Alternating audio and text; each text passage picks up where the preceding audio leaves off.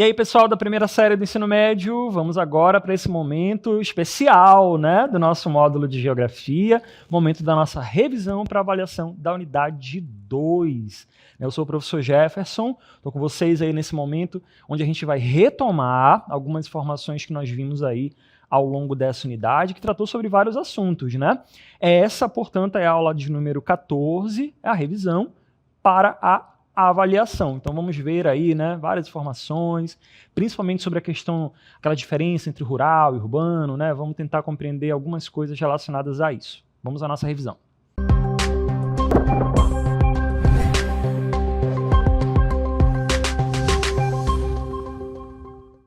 Pessoal, as diferenças entre o meio rural e o meio urbano é uma informação básica, né, dentre os nossos estudos aí em geografia. Saber reconhecer características de uma paisagem como essa, ou mesmo de uma paisagem que é muito urbanizada, é fundamental para a gente entender a dinâmica mesmo, né, da sociedade, das cidades aí de maneira geral, né? Então a gente tem aí essas diferenças como coisas que são importantes para a gente avaliar a superfície terrestre, como que as pessoas estão atuando aí, como que as pessoas estão trabalhando. Então é muito importante e esse é um dos primeiros temas que nós precisamos agora revisar nesse momento, né? Vamos começar então verificando algumas características do que a gente chama de espaço rural. O que a gente chama, né, de áreas assim, né, como essa? Exatamente a área de que não são urbanas, né? É óbvio, né? São espaços que, como a gente pode ver, não são muito ocupados, né? Não tem um adensamento populacional muito grande. É mais comum, pessoal, a gente ver uma quantidade grande de pessoas vivendo em áreas urbanas e não em áreas rurais como essa. Tem outras informações também, outra informação importante aqui dessa característica de espaço, né, é sobre o trabalho, né, os tipos de trabalho, as atividades produtivas desse espaço aqui. Com o que as pessoas trabalham, principalmente nessas áreas? Agricultura, pecuária, extrativismo, é o que a gente chama de setor primário da economia, né? As pessoas que trabalham com a questão mesmo da natureza, né, a plantação, a criação de animais, extração de minérios, né, e tudo isso é muito feito em áreas rurais. Então, essa é uma característica básica dessas áreas, né? São as áreas com menos pessoas morando, com essas atividades voltadas para a questão ali do chamado setor primário da economia, né? Agropecuária de maneira geral, e essa é uma característica básica do que vem sendo, né, o chamado meio rural, ainda que tem alguns poréns que a gente vai falar sobre isso mais lá na frente. Porque agora a gente tem que ver o outro lado, agora continuando, nós vamos ver aqui que existe, né, todo um contexto diferente em áreas que a gente chama de áreas urbanas, né? A área urbana, pessoal, são cidades que têm um pouco mais ali de 20 mil habitantes, né? Uma área onde tem essas características assim de ter mais gente concentrada, né? É onde vai ter a questão dos prédios, esses comércios que estão aparecendo aí com esse monte de gente comprando aí, que é um cenário típico de uma grande cidade. É onde vai ter a maioria das fábricas, o que a gente chama de setor secundário da economia, né? E também onde vai ter a questão do comércio, das áreas de universidades, estudos, né? Boa parte lá dos serviços de transporte de pessoas, né? Portos, aeroportos, enfim. Todos esses outros serviços que a gente chama do setor terciário da economia, né? Que é o comércio, os serviços. Então, o que a gente conhece como espaço urbano tem sim uma variação bem grande, né, em relação ao que a gente viu ainda agora, né? Então essas são as diferenças básicas entre esses dois conjuntos que a gente sabe, né? Então é uma informação que a gente precisa saber as diferenças entre o meio rural e o urbano.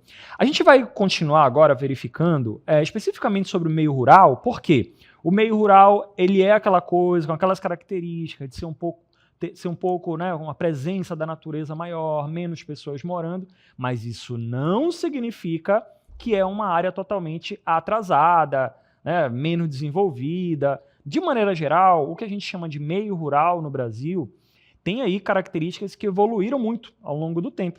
Então a gente vai ver agora nessa próxima tela, né, que traz ali a questão da evolução do espaço rural brasileiro, né, os fatores que contribuíram para o desenvolvimento e a consolidação do espaço rural no Brasil. Como é que a gente fala do meio rural moderno? Características modernas do meio rural é brasileiro? É isso que a gente vai ver na próxima tela, né? Quando a gente tem ali as próprias condições naturais de boa parte do território brasileiro, permite com que as plantações, a agropecuária em geral, né, a pecuária em geral, enfim, elas aconteçam. O relevo do território brasileiro, tem muitas áreas ali, né, que permitem, né, as características do solo também, né, permitem com que as plantações aconteçam de maneira satisfatória na maioria dos casos. A diferenciação climática, o Brasil tem esse privilégio de estar presente em áreas que vão desde áreas mais quentes, com quantidade de chuva maior, né? Boa parte do território brasileiro está na zona tropical do planeta, essa é uma informação também básica do Brasil, né? E também tem uma parte do Brasil que tem a tendência de ter temperaturas mais frias, onde outros tipos de plantações podem acontecer, né? A região sul do Brasil está numa faixa que a gente chama aqui de zona subtropical, região subtropical, né? Tem uma área ali de clima temperado, né? Na zona temperada do planeta. Então isso também forma essa diferenciação do Brasil. Maiores reservas de água doce, isso também é muito importante. A agropecuária, em geral, depende muito da água, né, para poder acontecer, né? Mas além da questão natural no território brasileiro, outros fatores também permitiram aí, né? Questões históricas, como está aparecendo aí na tela, né? O fato do Brasil ter sido colônia de Portugal durante muito tempo, né? Isso fez com que isso aqui fosse sendo cada vez mais explorado, né? Então o Brasil sempre serviu para ser utilizado, explorado mesmo para mandar o que tinha de bom para lá, né? Fatores políticos também, econômicos, mesmo depois que o Brasil se tornou independente, né? O Brasil sempre teve essa característica de ser um país muito rural devido às características da natureza daqui. Então isso houve um incentivo político muito grande para poder, né, desenvolver a questão rural, a produção, as plantações de maneira geral, gerar riqueza, enfim, para as pessoas que investiam nisso aqui no Brasil. Então, o que o Brasil é hoje, né, com uma grande quantidade do PIB do Brasil, que são as riquezas que o Brasil produz, boa parte delas vem do agronegócio, né, vem lá das fazendas grandes de soja, principalmente produtos voltados para vender para fora, vender para outros países, né, exportação, né? Então tem essas características aí, a soja, a produção de carne, né, carne de boi, enfim.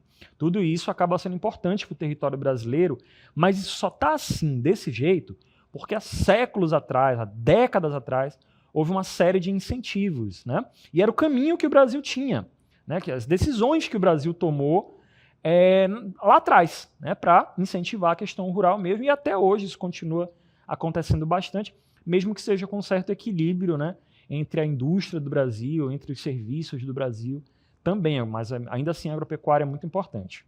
Outra coisa que a gente vai ver na próxima tela aí que é muito importante é o grande mercado consumidor, tanto externo quanto interno. O Brasil, gente, quando a gente fala de mercado interno, a gente está falando aí de mais de 200 milhões de pessoas que vivem só no Brasil.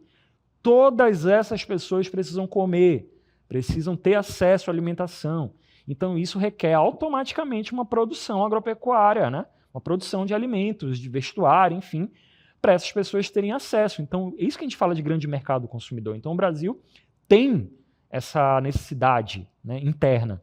E externa também. Os Estados Unidos compra muito do Brasil, a China compra muito do Brasil, a Europa é uma grande parceira comercial do Brasil. Os países vizinhos do Brasil são muito importantes para a economia brasileira. Na verdade, o Brasil é muito importante para a economia desses países vizinhos, né? Ao contrário, na verdade, né? Porque o Brasil é o principal país daqui da América do Sul, economicamente falando, né? E a própria expansão da modernização agrícola. Assim como o Brasil tem todo esse talento para a produção, isso acabou permitindo com que o Brasil investisse cada vez mais em métodos, em técnicas cada vez mais avançadas de produção das coisas. Então a gente vê fazendas muito mais tecnológicas, uma fábrica do ladinho da fazenda para sair ali da fazenda, vai direto para ser produzido e para ser mandado embora lá. Então tudo isso, né, é sinal, são evidências, né, de uma evolução muito grande. Vamos ver na próxima tela outras características do chamado rural brasileiro, né, que é todo tecnológico, mas não 100%. Né? Existem, sim, áreas que são tecnicamente atrasadas. Tem toda uma modernidade, mas nessas áreas onde tem investimento. Né? Mas ainda tem bastante áreas no Brasil onde a produção, as plantações, a criação de animais ainda é feita de maneira extensiva. Ainda é feita de maneira, de certa forma, atrasada, né, comparado com aos setores mais modernos. Né? Então, ainda existe, né, principalmente aquela produção que vai para as cidades médias, cidades menores. Né? As pessoas têm que se alimentar, então aquilo é produzido de maneira mais local, né, não de maneira tão tecnológica, né, como a gente tem falado aqui. Então, o território brasileiro, pessoal, ele se especializou bastante em fazendas de grandes latifúndios, né, produzindo ali bastante produtos que a gente chama de plantations, né, que é aquelas fazendas que produzem uma única coisa para poder mandar para fora, para poder vender para outros países. E aí tem essa característica, né, de aquela fazenda gigantesca produzindo só soja, só cana-de-açúcar, só fazenda ali de gado. Né? Outra característica muito dramática do meio rural brasileiro é a questão da estrutura fundiária. O que é isso? É você ter poucas pessoas tendo uma quantidade de terreno gigantesco, enquanto você tem pequenas famílias, pequenas comunidades, dividindo territórios bem menores ali, terrenos, né, bem menores. Isso que é um problema, né? A concentração fundiária é um problema sério no Brasil. Algumas pessoas tentam resolver, mas isso ainda não tem acontecido. Né? Mas como a gente falou, mesmo assim, a verdade, isso aí existe, esse problema existe, porque é aquilo que a gente falou. Né? O agronegócio gera muito dinheiro para quem está produzindo, né? Representa muita grana para o PIB nacional. Então, as pessoas estão investindo cada vez mais, quem tem dinheiro para investir, né? Acaba investindo cada vez mais para mandar para fora e para ganhar cada vez mais dinheiro. Né? Enquanto os pequenos produtores eles se voltam muito, né? Pessoas que têm pequenas áreas ali de plantio, os recursos que eles utilizam são mais para mandar para cidades menores, cidades vizinhas, a capital de um estado, né? Para o consumo interno, basicamente. Mas essas grandes fazendas não, né? A maioria delas busca mesmo os clientes internacionais. Né? Esse que é uma discussão aí, né, com relação à produção agropecuária aqui no Brasil. Vamos avançar, pessoal. Outra coisa que a gente falou muito aqui na unidade 2 foi sobre essa dualidade, né? Rural, urbano. Mas e aí, é melhor morar na cidade ou é melhor morar no interior, hein? O que será que é melhor? Será que é melhor ficar no meio da cidade, vendo gente, batendo perna, indo de um lugar para outro, cheirando fumaça, né? Saindo por aí, né? Ou é melhor viver numa área mais tranquila, né? Com menos pessoas morando, com uma presença da natureza maior, com um pouco mais de silêncio, né? Aqui a gente já falou e a gente continua falando que não é questão de mencionar o que é melhor, o que é pior, e sim quais são as características, né? Quais são as preferências. Não é preto e branco, né? Como a gente falou, é uma área cinzenta onde essas características elas se misturam, sim, né? A gente falou sobre a questão, como a gente vai ver na tela, sobre o contínuo rural-urbano, né? Que é justamente quando os elementos que a gente conhece muito como elementos de urbanos estão presentes no campo e vice-versa. Né? Quando a gente tem práticas rurais que, de certa forma, estão presentes na cidade. Vamos ver na próxima tela aí, né? Por exemplo, a industrialização da agropecuária, com novas máquinas, novas tecnologias. Isso acabou aumentando a produção do agronegócio. Olha nessa imagem aí, esse senhor, né, manipulando um equipamento todo computadorizado, todo moderno. Né? Isso aí há 100 anos atrás não existia. Eram outros métodos mais analógicos, rústicos mesmo, de produção das coisas, dos alimentos. Né? Vamos ver na próxima tela agora também. Outra coisa importante, que é uma evidência clara aí dessa mistura que está acontecendo entre esses dois ambientes, é os meios de comunicação mesmo, né? Que isso tem aproximado aí campo e cidade. Então a gente tem, por exemplo, comunidades afastadas com acesso à internet. E isso acaba intensificando essa conexão. Uma pessoa que mora no interior do interior tem acesso, tem uma antena de internet ali, de telefone, e por conta dessa infraestrutura, ela consegue se comunicar com uma pessoa que está na capital, uma pessoa que está na cidade vizinha, em qualquer outro estado, consegue receber notícias, enfim, né, tudo isso acontece. Da mesma forma, quem está na cidade, numa cidade grande e tudo mais, urbanizada, precisa comprar coisas, alimentos, precisa comprar essas características todas que só vêm de lá do interior, só vêm do campo, só vêm das comunidades. Então, é realmente uma situação de interdependência, né? Às vezes, uma pessoa que vive nessa situação caótica e tal, de uma grande cidade, ela vai viajar, ela precisa descansar, precisa tirar férias, ela vai para um lugar que é mais tranquilo, que tem a maior presença da natureza, justamente para, né, relaxar um pouco mais. Então, tudo isso são elementos que fazem com que tanto um quanto o outro tenham aí os pontos positivos, negativos e tudo mais, né? Olha essa montagem que a gente tem aí, né? Nessa imagem aí, temos duas paisagens, né? Uma área de Manaus, né, que fica aqui nessa parte aí de Manaus, e essa outra área que a gente escolheu aqui, né, da mesma região do Juruá, uma imagem aí de uma paisagem do município de Juruá e tudo mais, né? Mas se a gente observa essas duas paisagens aí, a gente sabe claramente que as pessoas que estão aqui, elas, mesmo a gente não vendo 100% nessas imagens, a gente sabe o quanto que existe de dependência de um lado e de outro por aqui. Essas pessoas que estão aqui estão comprando roupa, estão num comércio comprando alimentos e tudo mais, que são coisas que não são produzidas aqui. A matéria-prima dessas coisas não veio direto daí. O vendedor não fez assim, puf, e apareceu a mercadoria. Né? Ela foi produzida. Da mesma forma, as pessoas que estão aqui, elas não estão 100% isoladas, mesmo vivendo numa área que é isolada. Ela consegue se transportar de um lugar para outro. Né? Estamos em 2025. É possível se transportar, ainda que seja um pouco mais difícil, mas existe essa possibilidade. É possível se comunicar, né, com outros lugares também a partir das redes de comunicação. Beleza, pessoal? Então é sempre importante a gente lembrar que o contínuo espaço urbano tem essa característica, né? Essa interdependência entre o rural e o urbano. Vamos continuar verificando novas informações aí, voltando mais para o meio rural, né? O desenvolvimento do meio rural gerou uma consequência muito importante, que é a migração para as cidades. Né? Esse é um elemento importante.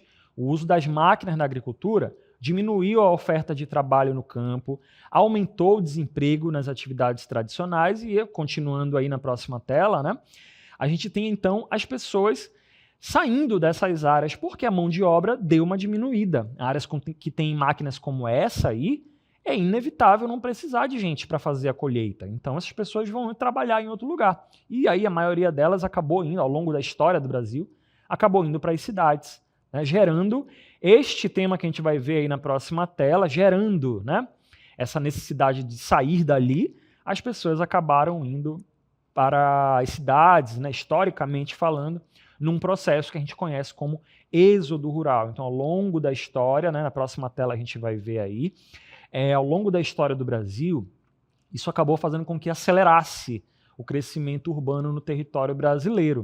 E aí, gente, década de 50, 60, 70, isso aconteceu de maneira muito frenética. As cidades do Brasil, São Paulo, Rio de Janeiro, as capitais de maneira geral, cresceram demais e houve um inchaço muito grande e, consequentemente, problemas urbanos. Então, observa como até nisso o campo e a cidade também estão interligados, né?